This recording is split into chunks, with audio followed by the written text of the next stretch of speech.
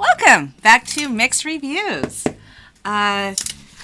This is Season 2, Episode 2. We had our big, spectacular Season 2 premiere yesterday. It was wild and crazy. It was quite something. Before I forget, I will just introduce us. I am Leah Remembering, my co-host, Jer Resolver. We are here to investigate certain really bad TV, then report back to you, ensuring that you do not have to watch it. That is our job. It is what we've been tasked to do. We don't enjoy it, but we do it here on Mixed Reviews. We are on Season 2, Episode 2, The Real Secret Housewives of Skinwalker Ranch, Salt Lake City edition. Okay, so you guys have found your way back to us once again, so go ahead and like this and subscribe, send some links on to your friends, and we'd appreciate that. Okay, so last episode, as you recall, Brandon Frugal was not really happy with his crew anymore. By the way, this is our Skinwalker Ranch mock-up.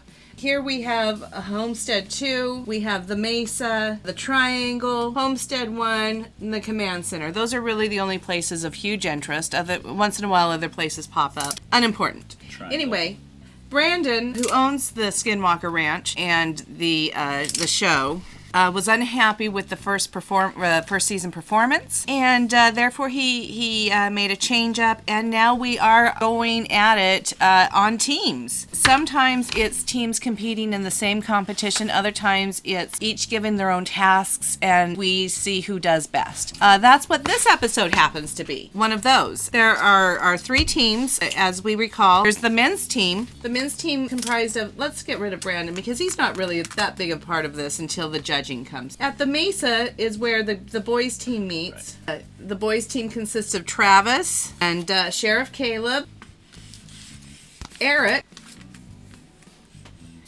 Anthropology Candy, because the girls won't have her, and Tom Winterton. They're very mean. They're ruthless, the women. They can be. So this is what our men's team is comprised of. They're meeting this time on the Mesa. They will be apprised of what their challenge is shortly. They were just asked to wait here patiently at the Mesa. That's what they did. Then we have our co-ed team, and that is comprised of Crazy Mary, and they were asked to meet at the Command Center. Well, she's a jerk, so she waits outside. Meredith comes along. She does not enjoy the Command Center. She says it has a weird smell. She will do what she's told, so she's waiting inside. Then we have the other Tom. We sometimes refer to him as lowercase or low T. And then there's Jim Vesty. And our man Dragon completes the crew. So they are all sitting inside, making Meredith feel very uncomfortable while Mary waits outside even more uncomfortably. Where they are, and they are awaiting their instructions to begin the games. We have finally our female team, and I don't know if you've noticed or not, we've done some switching up of the female team and the co-ed team because we needed some of the players. Well, we needed Jen Shaw to be on the girls team for this particular one. They actually meet off-site, so I'm just going to put that over here in this corner where the girls meet. The girls team is comprised of Lisa, Jen Shaw, Heather Gay, and Whitney Rose. Players this week on the all-girls team. They have met at an undisclosed location off-site. All teams now are patiently awaiting their instructions from Brandon. Brandon, however, as we know, takes a sweet time. He's not often very prompt or helpful. We have to wait for him. While we do, the boys reminisce about a nighttime outing that they had recently where they were roasting hot dogs and they saw an owl, but they wanted to make it seem more fantastical because Brandon is getting impatient with a lack of results. So they came together and they made up a little bit of a fairy tale about the owl being this weird rectangular orangish object with devil eyes, didn't leave tracks. No sound. They were really kind of making it into a riddle. It was. So the boys were reminiscing about that while they were in the command center. This group of men over here were similarly talking about nonsensical things. They were talking about a cow that died last year on the ranch. They were reminiscing about all of that, and Tom was saying, He's invited new cows out to the ranch this year to see if they will also similarly die. They were tagging them, and they felt a great amount of accomplishment for getting more cows out to the ranch when they've had such a bad luck with and bad run with cows. They really shouldn't be allowed to continue on, but that is what they talked about. Meanwhile, the ladies here, they rehashed old business. Whitney started screaming and crying that nobody cared that she dropped the cake and fell on her bum. She felt like nobody cared. So she was pretty complaining and whiny about that. Heather and Jen were discussing Heather's career prospects as Shrek, or there was another one. Maybe the donkey. Or maybe that was Whitney's career prospect. I don't really recall. But they were rehashing that. Lisa was just talking about her day. And nobody was listening. But she talked a lot. So anyway, finally, Brandon... very Charlie's Angel style. Gets on his speakerphone. Teams, can you hear me? Very, very obnoxious and annoying. Anyway, yes, all teams said, yes, Brandon, we hear you. What do you have for us this time? We've been waiting here for been a few hours that they had been waiting there. Meanwhile, Mary had fallen asleep on a stump, one of those log, a tree stump. This one right here, sorry. So Mary was on top of it, falling asleep. She sleeps with her eyes open like this. She likes it when we call her crazy. She says, God gave me crazy, blessed be to he that gave me all the crazy. Acknowledges it. Right. She is free and full on God-loving crazy. That's who Mary is, but she falls asleep with her eyes open on the log. Meredith, meanwhile, is very distressed, to say the least, to be amongst these men who don't even know how to charcuterie board. No. And, she is a woman of standards. So, these men with dirt on their fingernails, they certainly don't know how to charcuterie board. They probably don't even bubble bath. And Meredith is famous for her bubble bathing. She needs the bubble bath. She needs that in her life. She's very cranky. We all understand when Meredith gets cranky, she gets very nasally. Mm-hmm. She gets nasalier and she is, Brandon, you kept us waiting. Can you please at least do this? The courtesy of now quickly dispensing with your information. She was very cranky. Brandon, he takes his cue from her. So he says, okay, let's cut to it then. Team 1 calls the men's team the team 1. Yeah. So, Team 1, your job is to discover some petroglyphs. I don't care how you do it. I don't care where you do it. I want me some petroglyphs, and I want them by end of business. Mitt Romney has petroglyphs. It's a competition with these men. Always in competition with someone, some imaginary nemesis in their head. Team 1's duty and obligation then is to hustle up some petroglyphs. Okay, so that is their job. They are going to get to it. Team 2, he refers to the co-ed team as Team 2. There is a family of Hicks in this area. I know that there are. This family of Hicks, and I want information from them regarding possible UFO sightings or U2PA sightings, whatever we're calling them now.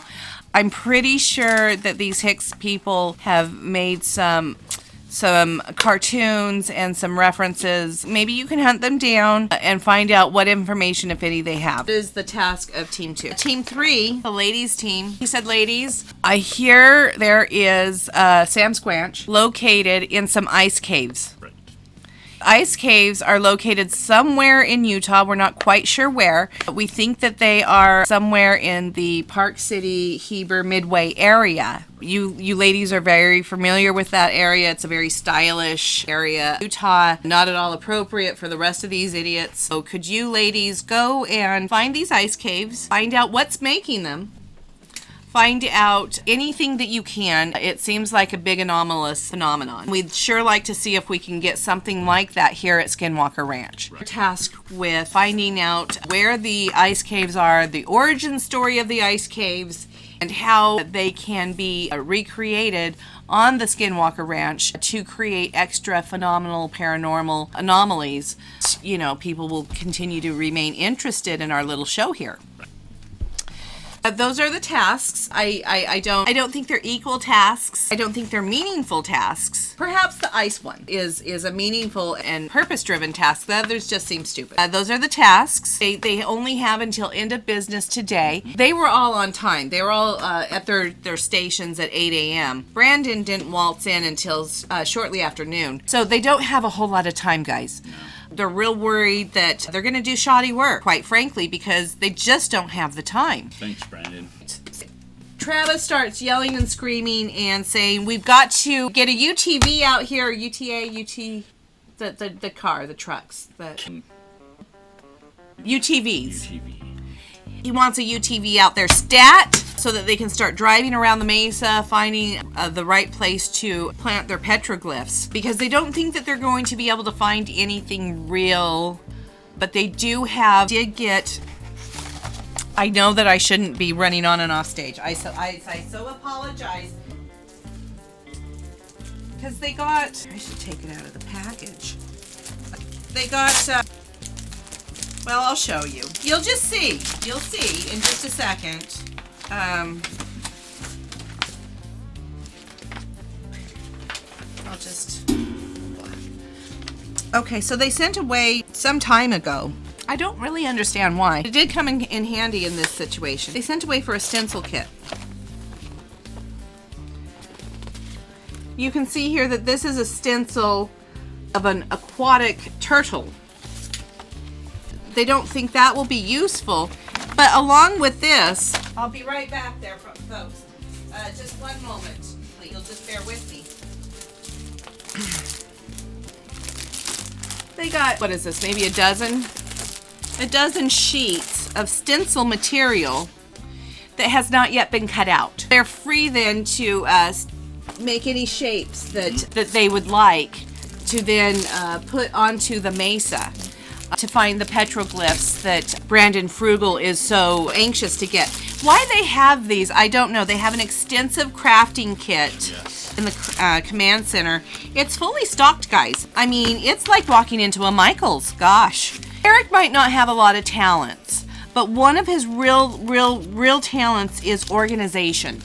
He has that command center so organized. It's like going into a Container Store depot showcase area, and he just has all these little areas of interest where the little hobby areas and so forth, and one of his hobby areas is crafting, by gosh. And so they have these they have all this stuff just on hand ready to go when they need it, because apparently when you're doing a show about the abnormal and the paranormal and the ridiculously normal, you need a lot of crafts to make it work. So they have this whole section in the command center. I tell you, I bet Heather and Whitney, with their background in being LDS women, bet they would sure just love that crafting section. I don't know how much Meredith got out of it. She was hoping for more feathers to make outfits. She didn't find any feathers. They ran to the command center where Team 2 still was. So, you know, they made a kind of a commotion. But then they got into UTVs, and they were off to the mesa, find an appropriate area so that they could put their petroglyphs. They're real excited. They think that they have a real chance at being number one this week. I don't think anyone won last week. Certainly not the viewers. That's what Team 1 is doing. Now we're in Team 2's arena. We're already in the command center, so we follow them. None of them understands. They're like, Hicks, these Hicks.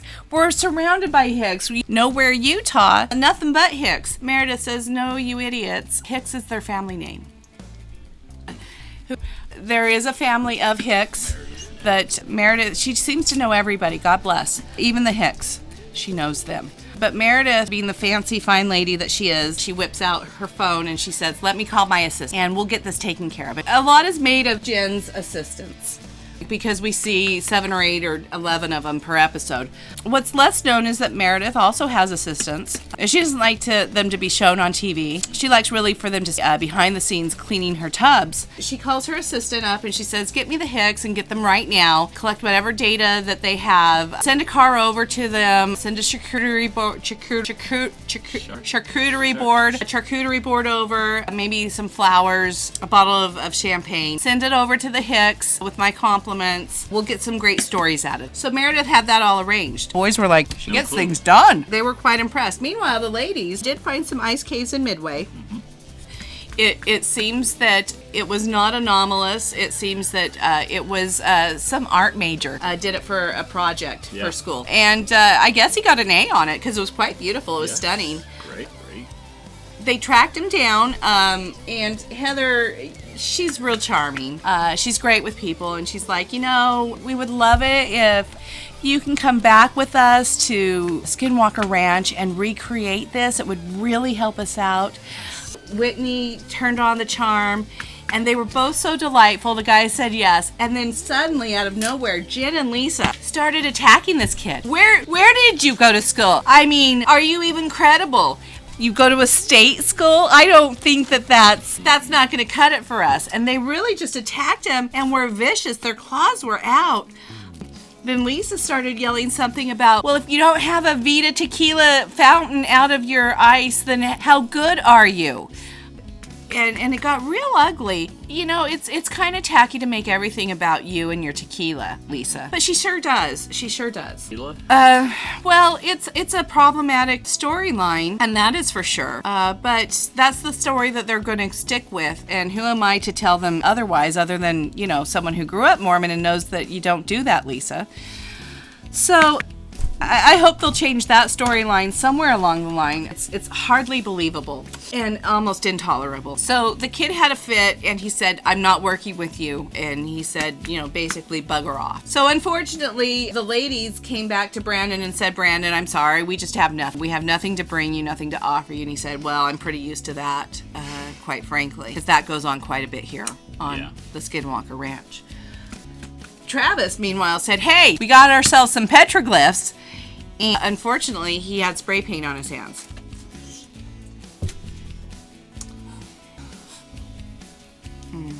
Brandon was really embarrassed by that one. He said that, you're really cheapening the show, Travis, and you come with this reputation of being this rocket guy. Here you are huffing paint and faking petroglyphs. You're really walking on thin ice with me. He really had a real harsh time and a harsh tone. It was very uncomfortable. For those of you who don't know, Mormons don't like to use their harsh voices, but he had to bring out the harsh voice, and he really got after Travis. For misappropriating funds, for huffing and puffing, for making up science and documents, for faking all kinds of things. It was unpleasant to see. So then we go over here to to Command Center. Brandon walks over to the Command Center, and he goes in to judge their work, and here they sit with these Hicks, who are the least credible people that I believe have been on the show. They have no knowledge of anything because it was their father who did any of the work. And he seemed to have done a lot of the work in Crayola. He had some drawings of saucers and light beams, and that was about it. Meredith looked very uncomfortable and embarrassed. I know that she wanted to dive into the craft basket and do better work. She didn't want to. It's real hard to get Meredith motivated to do anything. She just likes to talk and whine. Of course, Mary stayed asleep on the stump. She was no help, as usual. They couldn't win either because what they brought to the table was so incredible, as in lacking all credibility. Non-credible. That it was just laughed out, and Brandon pulled Meredith inside and said, look, Meredith, I was told that you were the one of the ladies who was the most grown up and dignified, and this is so undignified. Right. And Meredith cried. She said, you can come for my family, you can come for my husband, but you can't come for my dignity. That is where she draws the line. So she is in negotiations with her people to see if she can get off of the set of Skinwalker Ranch. She feels that she's never been treated so unjustly or so maligned. Travis said, get used to it, sister, because that's all that you get around this place. Ain't no going back. Yeah, so that was the show. There's a lot of bickering, a lot of nastiness, some real ingenuity on some people's parts, mostly non-genuity. Not a lot of scientific information or methodology or anything. The women looked fabulous, as they always do. course. They brought it with the fashion, fierce fashion. People like to talk about fast fashion. No, these ladies have fierce fashion. Fierce fashion. And because of that, I always have to give it a thumbs up, because you know what? I can turn down the volume and just look at their clothes and just, I'm in a dream state. So thumbs up. Has to be. Has to be. When the ladies are involved and you have the all-stars on a team. Right. These are the all-stars of the entire show. I just don't think you can beat that. Whitney, Heather, Jen, Lisa. They bring the drama, they bring the trauma. And they bring the resolution to both. And they bring the outfits. I mean, right? That's why we watch. They're insane and crazy, but they're beautiful and fabulous, and that is why we watch. And their eyeshadow. Eyeshadow Game. Whitney. Eyeshadow. Eyeshadow. DM me. I would love to know who does your eyes, and I would like to get their information, because my eyes could use a Whitney makeover. We need an updated headshot too. Yeah. So maybe we'll search around for that, or you can send us one. All right. Well, that's our show, folks, guys. Our show. That is our show, guys. That is something. Season 2, episode 2. It's been fun.